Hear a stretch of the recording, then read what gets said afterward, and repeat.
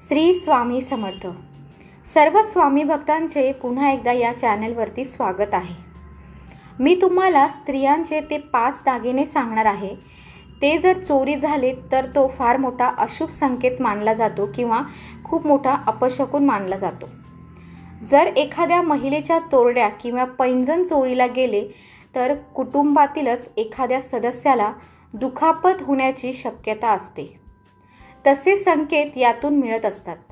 असं मानलं जातं की जर एखाद्या महिलेच्या सोन्याच्या बांगड्या चोरीला गेल्यात तर तिला आपल्याच कुटुंबासमोर अपमान सहन करावा लागू शकतो, असा संकेत यातून आपल्याला मिळतो।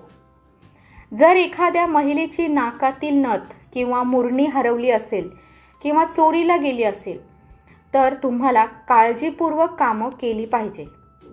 भविष्यात तुम्हाला याचा मोबदला म्हणून अपमान सहन करावा लागू शकतो।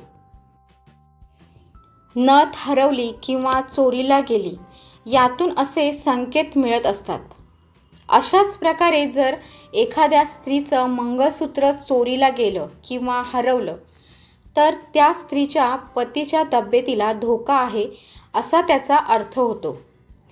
जर कानातील आभूषणं म्हणजेच कानातले हरवले किंवा चोरीला गेले असतील तर त्या कुटुंबातच एखादी वाईट बातमी मिळणार असल्याचे ते संकेत आहेत, असं समजून जावं। तर हे आहे स्त्रियांचे 5 आभूषणं जे चोरी गेले किंवा हरवले तर ते काय संकेत देतात, हे सर्व व्हिडिओमध्ये दिलेलं आहे। तर हा व्हिडिओ कसा वाटला नक्की कळवा आणि सर्व स्वामी भक्तांनी कमेंटमध्ये श्री स्वामी समर्थ लिहायला विसरू नका।